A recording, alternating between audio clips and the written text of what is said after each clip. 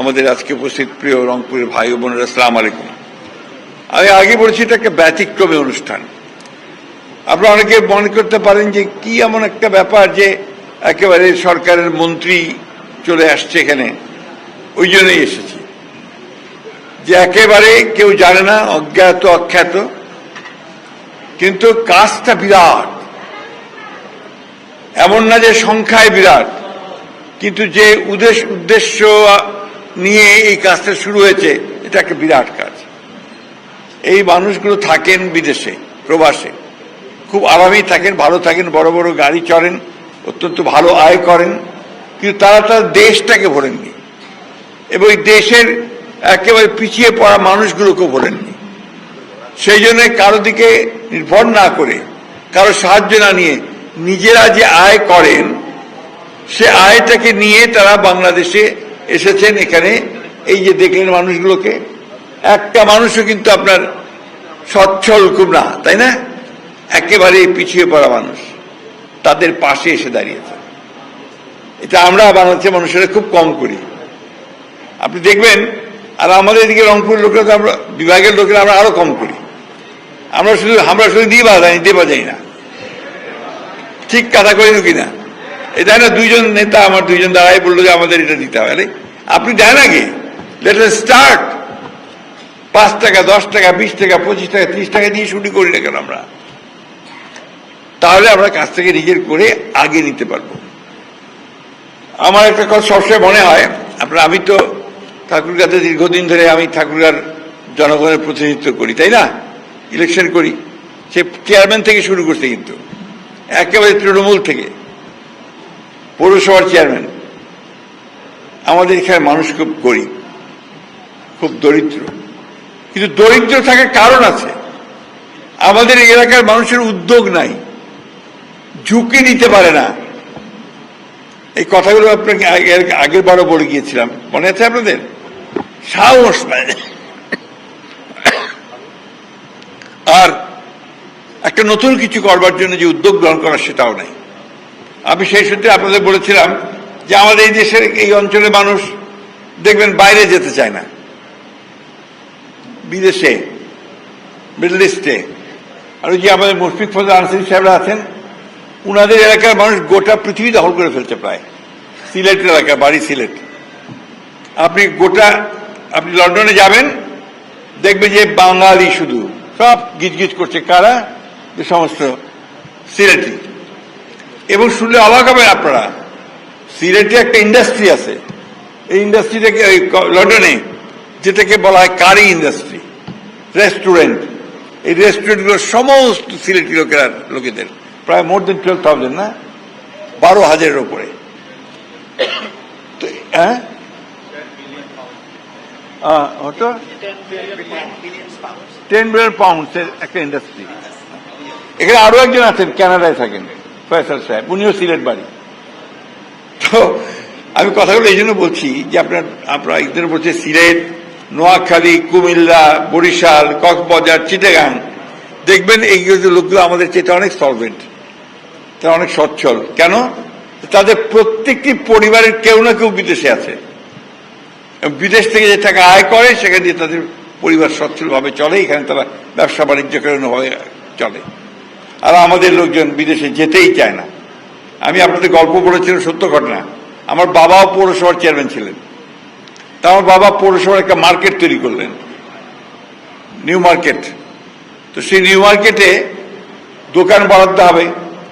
তো আমার বাবা সব আমাদের স্থানীয় লোকজন যারা আমাদের ঠাকুরগাঁর এত্তিকার, ডেকে ডেকে বললেন, বাবা তোমরা একটা করে দোকান নাও। তো বলছি, পরেনি কি চেয়ারম্যান সাহেব, আমরা দোকানদারি করব না? আমরা তো জমিদার, বাড়ি আছে, জমি আছে, আমি দোকানদারি করব? নেয়নি। নিল ওই আপনার মুন্সিগঞ্জ, নোয়াখালী, কুমিল্লার এলাকার লোকেরা যারা ওখানে থাকতো, তারা এসে আপনার দোকানগুলো নিল। এখন ঠাকুরগাঁতে তারা সবচেয়ে বড় ধনী লোক। আর আমার ওই স্থানীয় লোকেরা জমি বেচতে বেচতে প্রায় নিঃস্ব হয়ে গিয়ে গ্রামে গিয়ে বাস করতেছে। আমি কথাটা এই জন্য বললাম আপনাদেরকে, যে উদ্যোগ লাগবে, ভবিষ্যৎ চিন্তা লাগবে, সাহস লাগবে, তাহলে আমরা এগিয়ে যেতে পারবো। রংপুরের লোকেরা আমরা সবসময় পিছিয়ে পড়া। কেন পিছিয়ে পড়া? আমরা তো সঠিক জিনিসটাই বুঝি না। যখন বিএনপি গভর্নমেন্ট আসবে তখন আপনারা করবেন জাতীয় পার্টি, যখন বিএনপি গভর্নমেন্ট আসবে তখন আপনারা করবেন জামাত। তাহলে কেমনে হবে? পাবেন কেমনে? আমি কথা এই জন্য বলছি যে আপনাদেরকে বাস্তবটা বুঝতে হবে। বাস্তবটা না বুঝে আপনারা এগুতে পারবেন না। আজকে আমাদের প্রধানমন্ত্রী জনাব তারেক রহমান, উনি তো নর্থ বেঙ্গলের মানুষ, তাই না? বাড়ি তো বগুড়া। উনি আজকে আমাদের প্রধানমন্ত্রী, তার বাবা প্রেসিডেন্ট ছিলেন, তার মা প্রধানমন্ত্রী ছিলেন। তিনি এই এলাকার জন্য কাজ করতে চান। এই যে দেখেন আমাদের নেতাদেরকে দায়িত্ব দিয়েছেন, এখন এই নেতাদের দায়িত্ব হবে তাদেরকে হেক্টিক কাজ করে রংপুরের জন্য, রংপুর বিভাগের জন্য উন্নয়ন বিষয়গুলোকে সামনে নিয়ে আসা, তাই না? আমি পরপর দুইবার কেন আসলাম, আমি প্রোগ্রামটাতে কেন আসছি? একটা হচ্ছে যে মুশফিক যেহেতু আমার খুব প্রিয়, সে বলাতে আমি সাথে সাথে আমি ওনাদের চিনতাম না, আমি রাজি হয়ে গেছি। আরেকটা কারণ হচ্ছে যে এই জিনিসগুলোকে আপনাকে সহযোগিতা করতে হবে, তার এদের পাশে দাঁড়াতে হবে, এই মানুষগুলোকে অনুপ্রেরণা দিতে হবে যাতে করে তারা আরো বেশি করে এই কাজগুলো করতে পারে। আর আপনাদের এখানে রংপুরের আসা মানেই আপনি আমার এলাকায় আসা, তাই না? তো এই জন্যই আমি বলছি যে আপনাদেরকে নিজেদের পায়ে নিজেরা দাঁড়াতে হবে এবং সেই দাঁড়ানোর চেষ্টা করতে হবে।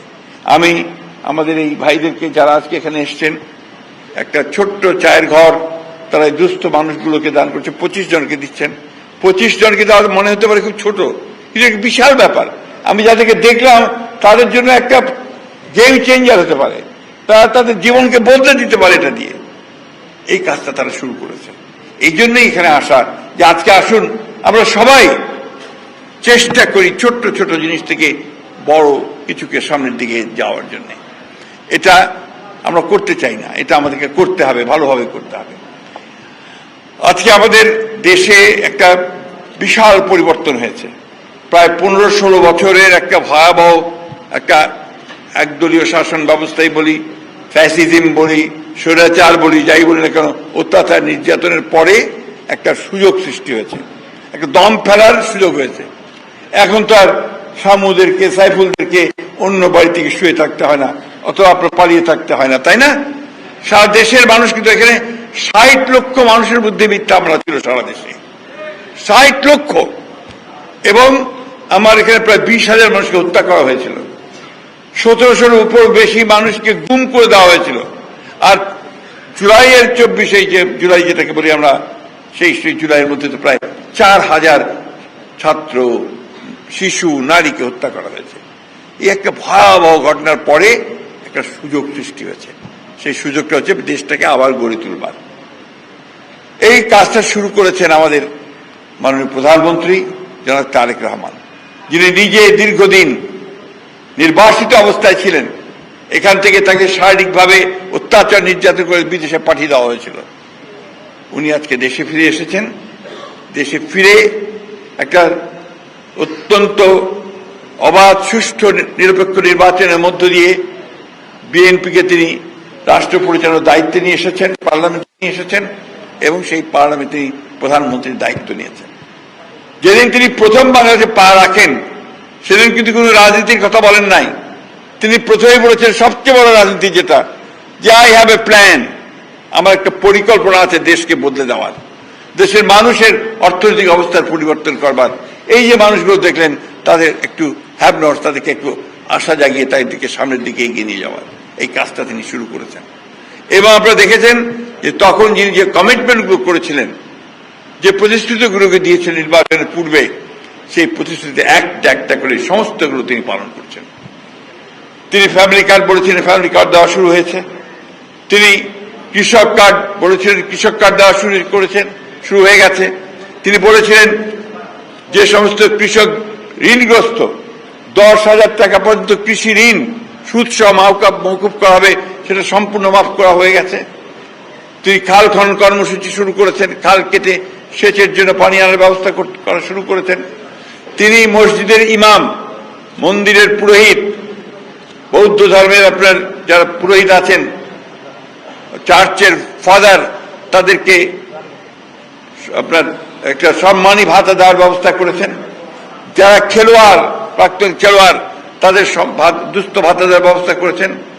এই যে একেবারে সাধারণ মানুষের জন্য কাজ করা, এই কাজটা তিনি শুরু করেছেন।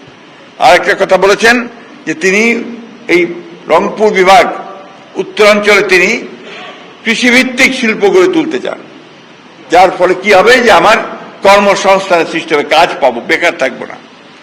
আপনাদের একটা সুখের খবর দিই, এই যে মধ্যপাড়া বড় পুকুরি আছে না, যেখানে কয়লার খনি আছে, পাথরের খনি আছে, এটা বন্ধ হয়ে গিয়েছিল, এটাকে আবার চালু করার ব্যবস্থা করা হয়েছে।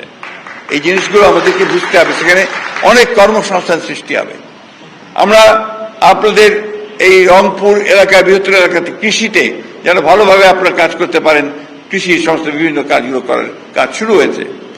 আমাদের একটা বিরোধী দল আছে, এই বিরোধী দল দুর্ভাগ্যক্রমে তারা আবার সে আগের মতোই ভূমিকা পালন করতে শুরু করেছে, এবং হাসিনা যে ভাষায় কথা বলতো এরা ওই ভাষায় কথা বলতেছে।